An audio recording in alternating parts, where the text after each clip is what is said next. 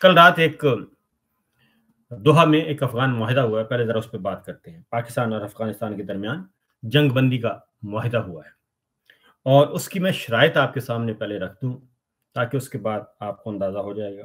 पहले ज़रा उसकी शराइत और पूरा एग्रीमेंट जो कल साइन हुआ मेरे सामने मौजूद है जी, उस पे बात करते हैं, एक-एक करके।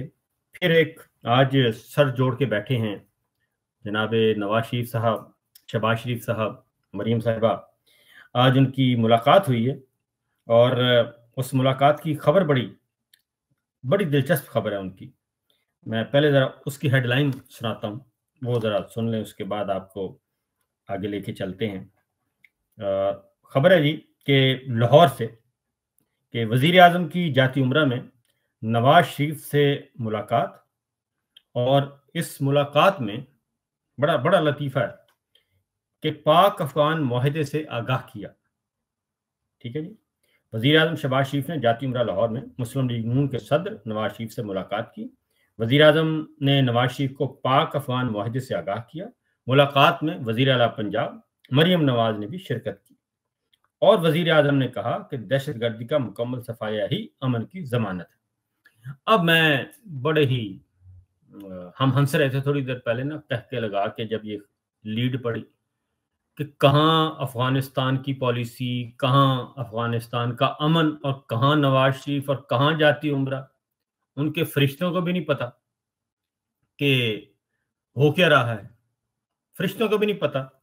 तो इसलिए ये इजलास में अफ़गानिस्तान का तो तज़किरा हुआ ही नहीं, दूर-दूर तक नहीं हुआ।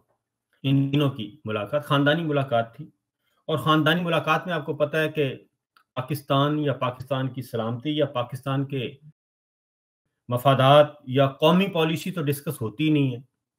ख़ानदानी मुलाकात में ख़ानदानी मफादात ये डिस्कस होते हैं और उसमें होता है कि किसको कहाँ लगाना है, ये ख़ानदान में तय किया जाता है और किसको उठाना है, किसको गिराना है, किसको लगाना है, किसको फ़ारिग करना है, ये डिस्कस किया जाता है। एक बात। दूसरी बात इस मुलाकात में जो सबसे इम्पोर्टेंट है, वो है मुरीद के कत्लेआम और टीएलपी पर पाबंदी। ये 2 चीज़ें जो डिस्कस हुई हैं अलग-अलग, क्योंकि अब जो समझ आ रही है, वो ये आ रही है कि ये इनके इनके अंदर से बातें हो रही हैं, मैं आपको बता रहा हूँ। वो इनके अंदर से ये बातें हो रही हैं कि ये तो इनके खिलाफ साजिश हुई है और ये मोहसिन नकवी साहब ने इनकी जड़ें काटी हैं, ये जो ऑपरेशन करके।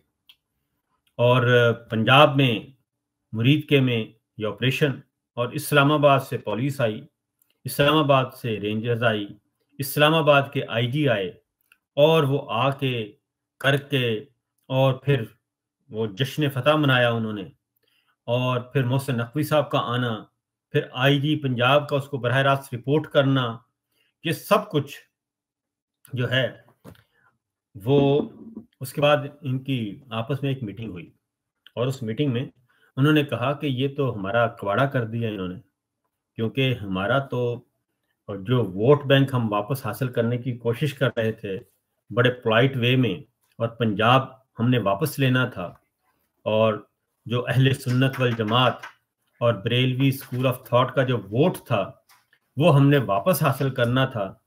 ये जो काम किया है इसके बाद तो हमारा सत्यानाश हो गया और हमारा कबाड़ा हो गया और ये सारे का सारा मलबा हम पे गिर गया और पंजाब हुकूमत पे गिरा दिया गया और हमारी जिंदगियां खतरे में डाल दी गई।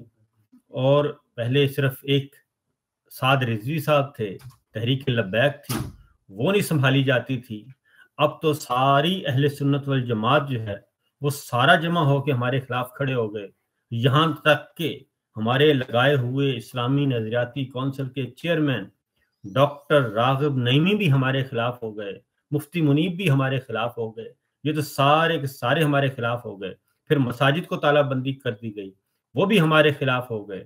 ये तो एक हमारे खिलाफ एक उससे बड़ा कोई मजहबी इत्तेहाद बनाने जा रहे हैं। तो ये तो हमारे साथ बहुत बड़ा हैंड हुआ है और हमारे साथ ये सारा खेल खेला गया है। ये इस खानदान की मुलाकात में डिस्कस हुआ होगा। ٹھیک ہے، ظاہر ہم نہیں تھے وہاں پہ، تو ڈسکس ہوا ہوگا، اس کے علاوہ کوئی ہو نہیں سکتا، کیونکہ یہ جو اگر یہ خبر نہ لگاتے، یہ خبر جاری نہ کرتے، تو میں یہ تبصرہ بالکل نہ کرتا کہ جناب وزیر اعظم کی جاتی عمرہ میں نواز شریف سے ملاقات، پاک افغان معاہدے سے آگاہ کیا۔ اب پاک افغان معاہدہ تو ابھی دوحہ میں پڑا ہے، ابھی تو اس کی کاپی جو ہے وہ شہباز شریف صاحب تک تو پہنچی نہیں، تو کہاں دوحہ معاہدہ، کہاں افغانستان کا معاہدہ، اور کہاں جناب یہ تینوں کا؟ یہ ہو سکتا ہے پہلا نواز شریف صاحب، شہباز شریف صاحب، مریم صاحبہ، یعنی کہ باؤ جی ہوں، 7 بھائی ہوں، 7 بھتیجی ہوں، بیٹی ہوں، ابا ہوں، اور وہ یہ ڈسکس کریں؟ یہ بچوں والی بات ہے نا، ماننے والی بات نہیں اصل ہے۔ دوسرا موضوع ایک اور ڈسکس ہوا ہے، اور وہ ہے ایکسٹینشن، کہ جناب ایکسٹینشن کا کیا کرنا ہے۔ ایکسٹینشن کے بارے میں فیصلہ نئے آرمی چیف، کیونکہ ملاقاتیں تو یہ کر رہے ہیں،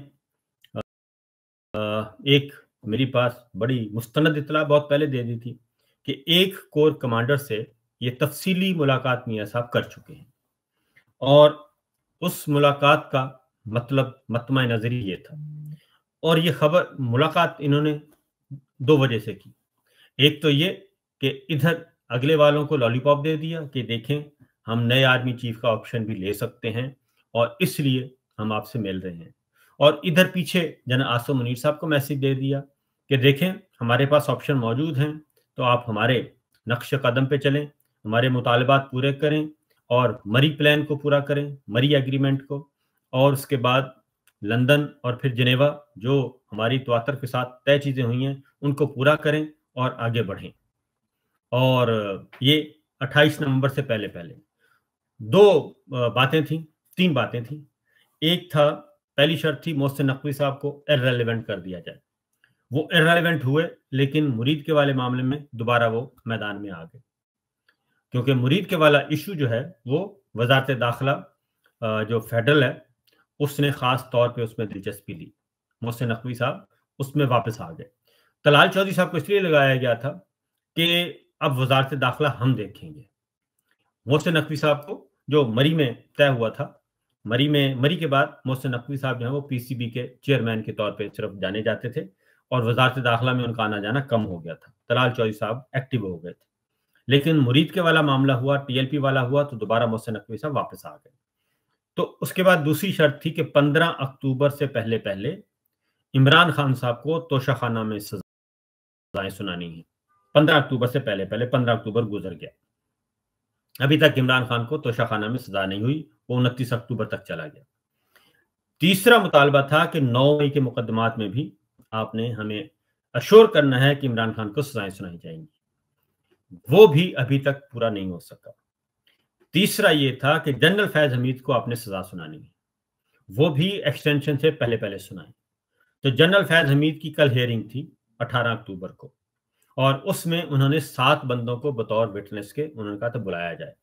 اس میں جنرل باجوہ تھے، اور اس میں آئی ایس آئی کے 3 سربراہان تھے، جنرل نوید مختار صاحب، جنرل پاشا صاحب، جنرل ظہیر صاحب، 3 D G I S I کے سابق سربراہان کو کہا گیا تھا بلائیں، اور سابق چیف جسٹس ثاقب نثار صاحب کو بلائیں، سابق وزیر اعظم عمران خان کو بلائیں، سابق وزیر اعظم شاہد خاقان عباسی صاحب کو بلائیں، اور army chief general Qamar Javed Bajwa کو بلائیں۔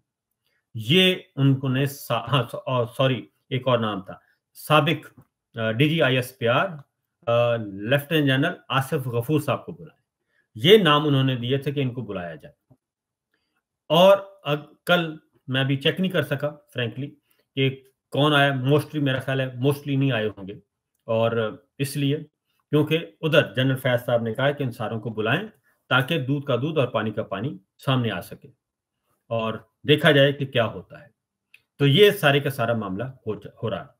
تو جنرل فیض صاحب کو بھی ابھی تک سزا نہیں سنائی جا سکی۔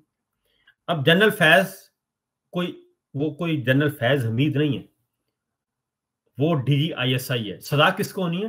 D G I S I کو، آئی ایس آئی کے سربراہ کو سزا سنانا چاہ رہے ہیں۔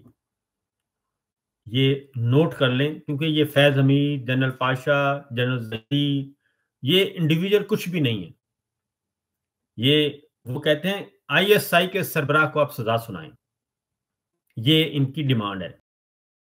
अब ISI के सरबराह को सजा सुनाने का मतलब क्या है? सजा सुनाने का मतलब है कि पहले हमने जनरल परवेज मुशर्रफ को तो सजा हो गई, लिहाजा अब ISI के सरबराह को भी हमने इस कटहरे में लाना है।